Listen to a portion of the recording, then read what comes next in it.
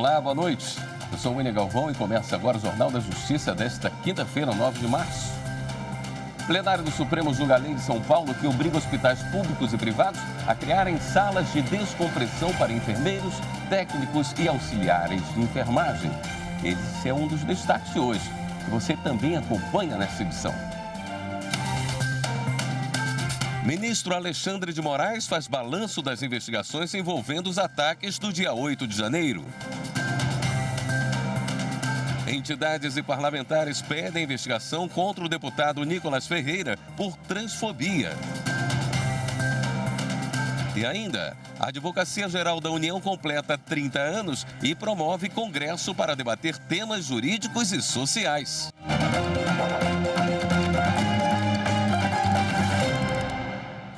O ministro Alexandre de Moraes, do Supremo Tribunal Federal, apresentou hoje um relatório sobre a situação dos presos pelos atos de vandalismo no dia 8 de janeiro. Ele destacou que as pessoas detidas estão recebendo tratamento individualizado, célere e imparcial. Confira na reportagem de Renato Rosa. O balanço foi apresentado pelo ministro Alexandre de Moraes no início da sessão plenária. Ele informou que foram detidas 2.151 pessoas. 745 foram liberadas logo após o flagrante. Eram idosos, pessoas com comorbidades e mães com filhos menores de 12 anos. 1.406 pessoas permaneceram presas. 489 eram mulheres, que tiveram todos os processos analisados. 407 delas conseguiram liberdade provisória, com medidas cautelares. Dos 917 homens, ainda nem todos os casos foram analisados. Até agora, 397 foram liberados, também com medidas cautelares. O ministro Alexandre de Moraes ressaltou que em 2 meses, o Supremo realizou nos prazos legais, sem nenhum atropelo, todos os procedimentos previstos em lei, as audiências de custódia, novas diligências, intimações, e reforçou que não procede a alegação de que há uma denúncia geral, sem que as pessoas tenham a individualização da conduta. Que o Supremo Tribunal Federal está analisando de forma detalhada, de forma individualizada, para que rapidamente aqueles que praticaram crimes sejam responsabilizados nos termos da lei. Quem praticou um crime mais leve terá sanção mais leve. Quem praticou um crime mais grave terá sanção mais grave. E aquele que não praticou e eventualmente o nome constou e não houver provas disso, será imediatamente solto e será absolvido. O Supremo Tribunal Federal irá realizar uma justiça isenta, imparcial, célere, para que isso não se repita mais. A presidente do Supremo, ministra Rosa Weber, e os ministros Gilmar Mendes e André Mendonça destacaram o comprometimento com o devido processo legal e a garantia dos direitos dos presos. E é fundamental que se diga que se faz uma investigação e se examinam essas questões, mas pautado sempre pelo devido processo legal, como agora acaba de ser demonstrado nesse relatório trazido pelo ministro Alexandre, a quem, mais uma vez, efusivamente eu cumprimento. Eu tive a ocasião ainda de acompanhar nessa ida à Colmeia, onde, de fato, pôde Sua Excelência esclarecer as detentas e incentivá-las, como eu também fiz, a que encaminhassem a sua documentação, as suas alegações aos defensores públicos, que fizeram mais um mutirão, né, para dar o devido atendimento. O próprio ministro Alexandre e a senhora presidente, orientaram, aconselharam essas pessoas a receberem a Defensoria Pública. O ministro Alexandre até assumiu o compromisso de pedir à própria Defensoria Pública que retornasse ao local para suprir a ausência de defesa de algumas dessas pessoas em função dessa lamentável circunstância específica. Sobre o pedido de parlamentares para que os presos retornassem aos estados de origem, o ministro Alexandre de Moraes e a ministra Rosa Weber, que fizeram uma inspeção na penitenciária da Colmeia, relataram que as presas querem ficar em Brasília. Eu fiz essa indagação, todas as presas, e houve uma resposta unânime, não houve uma divergência, todos querem continuar aqui.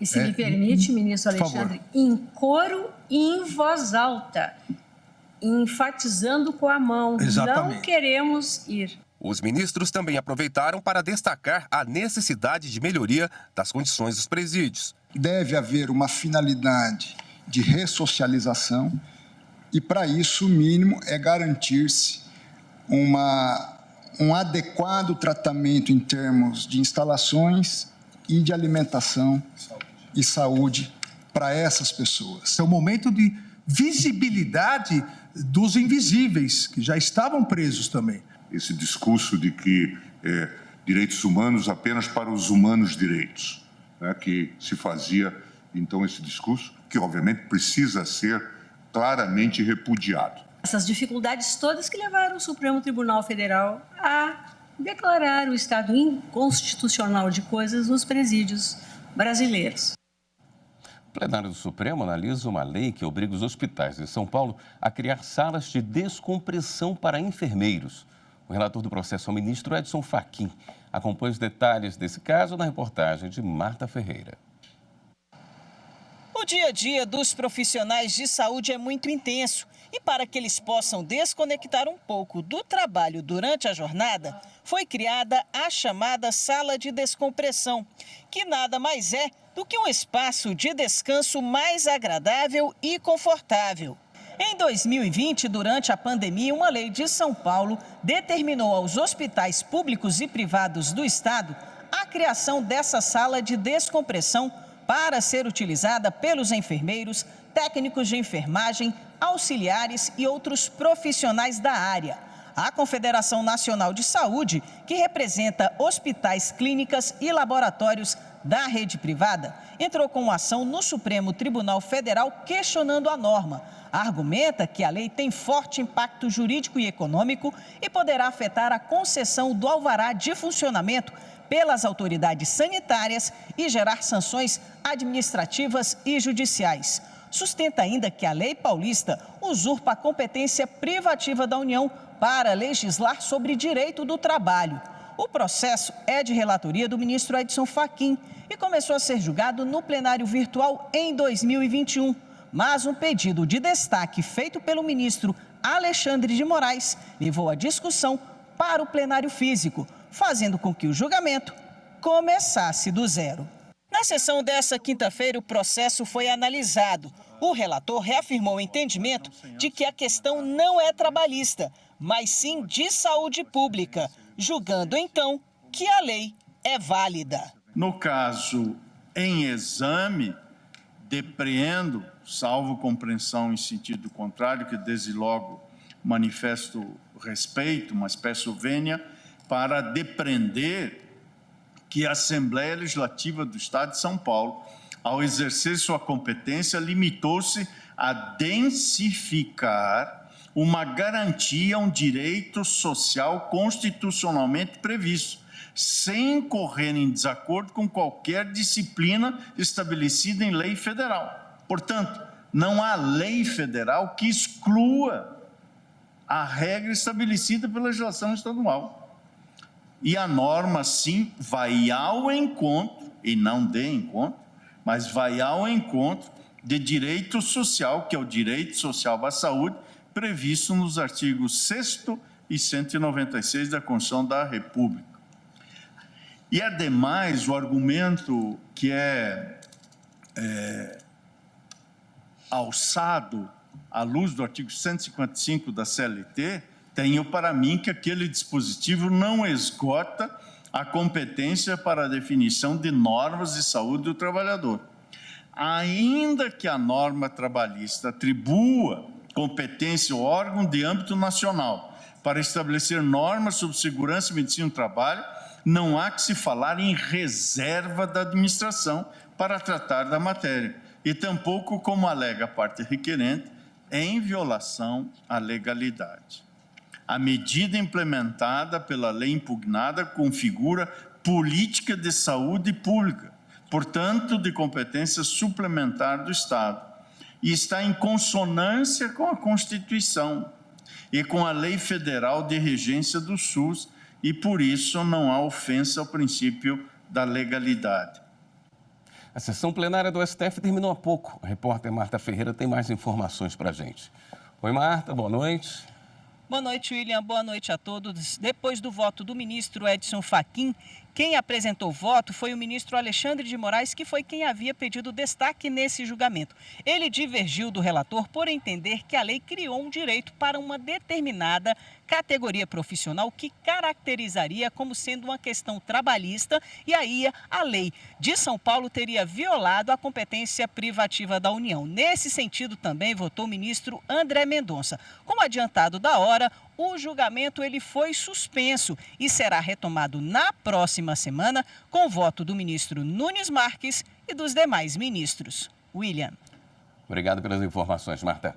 Parlamentares e entidades LGBTI+, apresentaram notícias crimes ao Supremo contra o deputado federal Nicolas Ferreira, do PL de Minas Gerais, por transfobia. As informações com Viviane Novaes. O deputado federal Nicolas Ferreira foi o mais votado do país nas últimas eleições. Ontem, no Dia Internacional das Mulheres, o parlamentar colocou uma peruca na cabeça e disse que assim teria lugar de fala na tribuna da Câmara. Hoje, eu me sinto mulher, deputada Nicole, e eu tenho algo muito interessante aqui para poder falar. As mulheres estão perdendo seu espaço para homens que se sentem mulheres.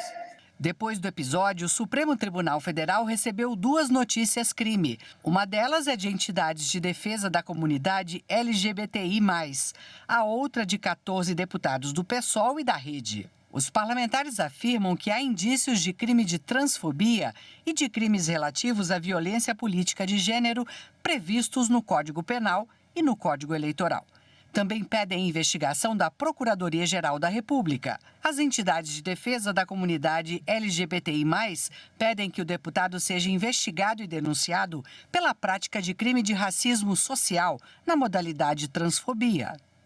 O Ministério Público Federal também pediu que a Câmara dos Deputados apure uma possível violação ética do deputado Nicolas Ferreira e adote medidas de responsabilização civil e criminal. Segundo a procuradora Luciana Oliveira, o político se referiu de forma desrespeitosa às mulheres em geral e de maneira ofensiva às mulheres trans. E no próximo bloco, o TSE decide que o Partido Socialista Brasileiro terá de devolver mais de R$2 milhões aos cofres públicos. Voltamos em instantes.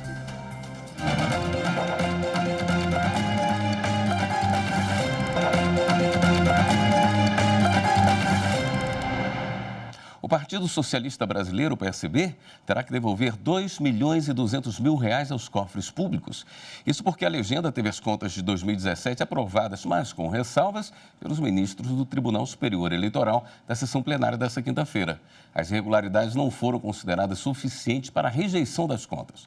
O relator foi o ministro Carlos Orbach, que ainda votou para que pouco mais de R$266 mil do fundo partidário seja investido pelo PSB na participação da mulher na política nas próximas eleições.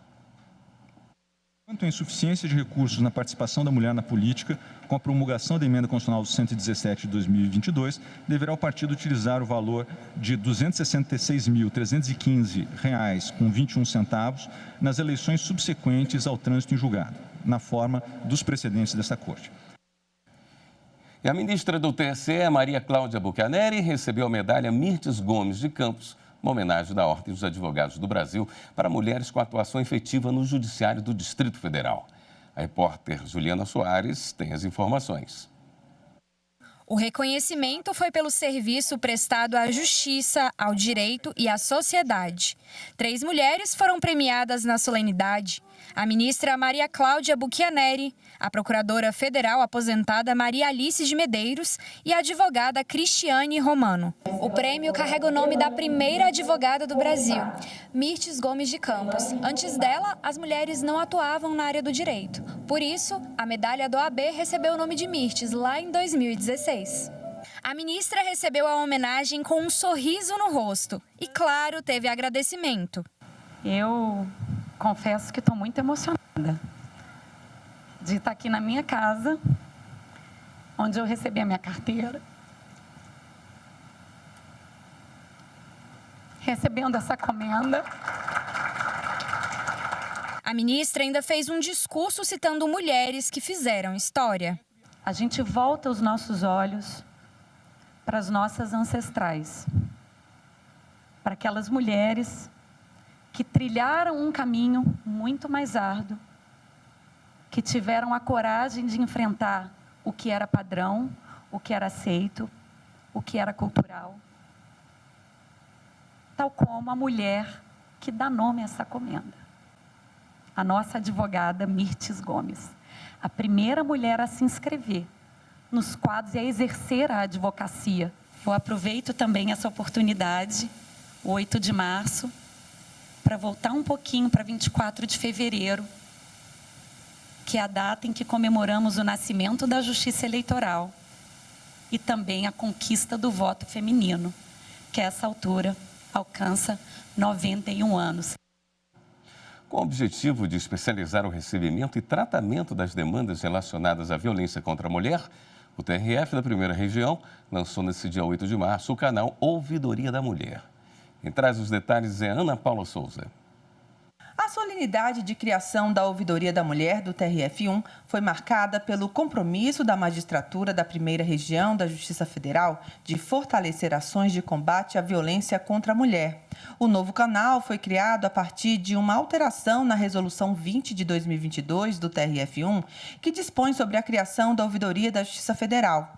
O Núcleo de Apoio à Ouvidoria, que faz a triagem das demandas, vai encaminhar as denúncias de violência contra a mulher à Comissão de Prevenção e Enfrentamento do Assédio Moral e do Assédio Sexual e da Discriminação do Tribunal, que vai trabalhar na solução das questões apresentadas. A presidente da comissão e autora da proposta de criação do novo canal, com base em orientações do Conselho Nacional de Justiça, desembargadora federal Gilda Sigmaringa Seixas, falou como será o trabalho. Aquela mulher que se sinta ameaçada, que sofreu algum assédio, alguma discriminação, tanto assédio moral quanto assédio sexual, e que não se sente à vontade para fazer sua reclamação, a sua denúncia, ela, nesse canal, terá uma privacidade. A expectativa é que a criação da Ouvidoria da Mulher incentive a denúncia dos problemas enfrentados pelo público feminino por parte de magistradas, servidoras, estagiárias e demais colaboradoras do TRF1. Possibilita exatamente o despertar de uma consciência, de uma consciência nas mulheres, que isso é um papel que lhes cabe, mas que ninguém vai dar. Isso tem que ser uma conquista, que eu acho fundamental para um convívio harmônico, respeitoso em todo segmento social. Entre as competências listadas na resolução para a ouvidoria da mulher estão o encaminhamento às autoridades competentes das demandas recebidas e relacionadas a procedimentos judiciais no que se refere a atos de violência contra a mulher e informar a mulher vítima de violência os direitos a ela conferidos pela legislação. Para usar o novo serviço, as interessadas devem acessar a aba da ouvidoria, que fica na coluna do lado direito do site do TRF1, clicar em Ouvidoria da Mulher e, em seguida, formulário. E estaremos aqui prontos para receber servidoras, prestadoras, estagiárias, enfim, todas as pessoas que por algum momento, por algum motivo, precisarem desse acolhimento. A seguir, a gente fala sobre o lançamento do Prêmio Novari. Voltamos já.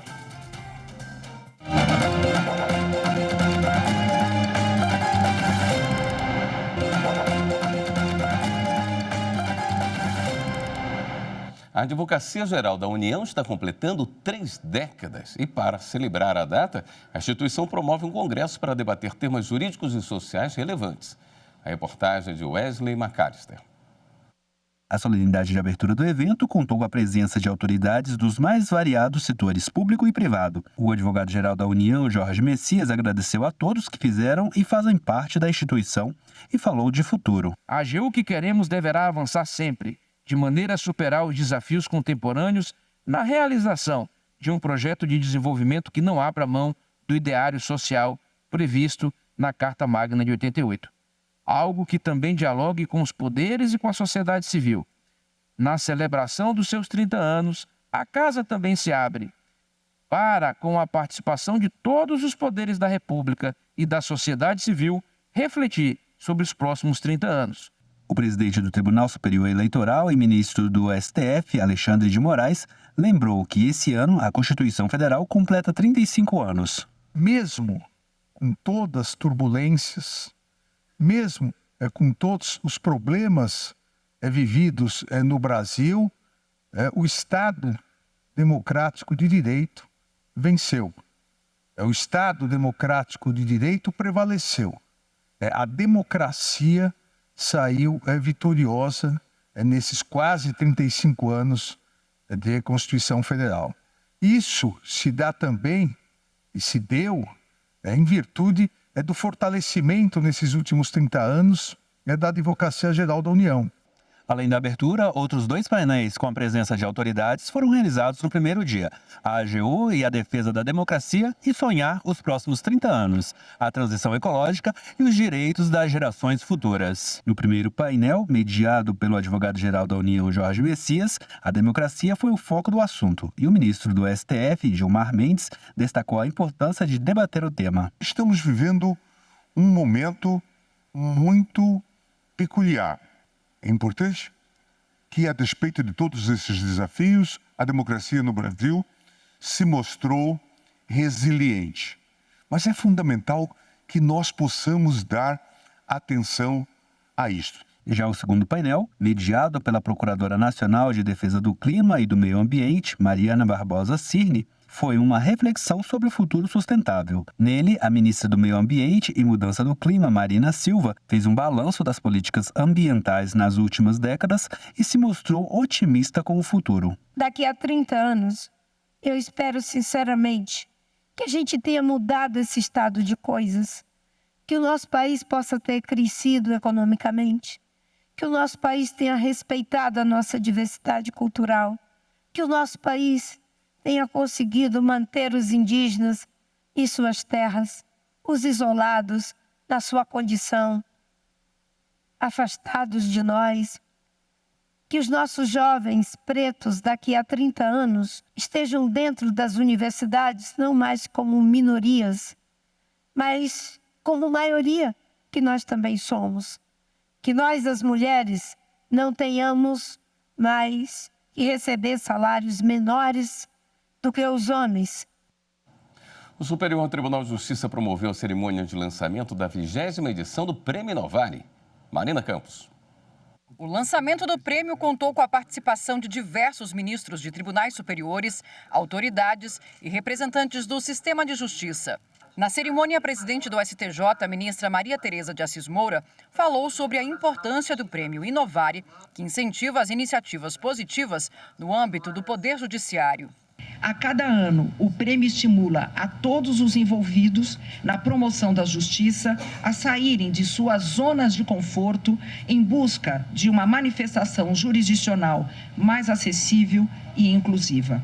Uma das premiações mais importantes da área jurídica no país, o Prêmio Inovare já recebeu, desde sua criação, em 2004, mais de 8.000 práticas e premiou, homenageou e destacou 260 trabalhos que têm como objetivo principal aprimorar o funcionamento da justiça brasileira e torná-la mais rápida, acessível e eficiente para a população. O ministro da Justiça e Segurança Pública, Flávio Dino, ressaltou os efeitos relevantes do prêmio para o sistema de justiça. O Prêmio Inovare é um controle social sobre o sistema de justiça, porque ilumina as boas práticas e, portanto, permite a fixação de parâmetros para a separação do joio do trigo. Em comemoração aos 20 anos do Prêmio Inovare, o destaque desta edição levará o nome do primeiro presidente do Conselho Superior do Instituto, o advogado e ex-ministro da Justiça, Márcio Tomás Bastos. O ministro aposentado do STF, Carlos Aires Brito, comemorou a escolha do nome de Tomás Bastos para a homenagem. Um dos idealizadores, talvez o principal mentor do Prêmio Inovare e cuja memória tem que ser mesmo reverenciada, cultuada como grande homem público. Ele foi um grande homem público. As 7 categorias desta edição terão tema livre. Já o prêmio destaque será Defesa da Democracia e do Estado de Direito, como explica o diretor do Instituto, Sérgio Renaud. Nós vamos premiar como destaque uma prática que melhor represente a defesa da democracia e do Estado de Direito, porque nós acreditamos que esses são temas fundamentais hoje no Brasil. Sempre foram, é um tema temporal, mas ele assume relevância bastante grande nos últimos tempos no Brasil. Os interessados em apresentar práticas inovadoras em benefício da justiça devem acessar o site do Inovare para conhecer o regulamento. As inscrições vão até o dia 8 de maio. Esta edição do Jornal da Justiça fica por aqui. Obrigado pela sua companhia. Até amanhã.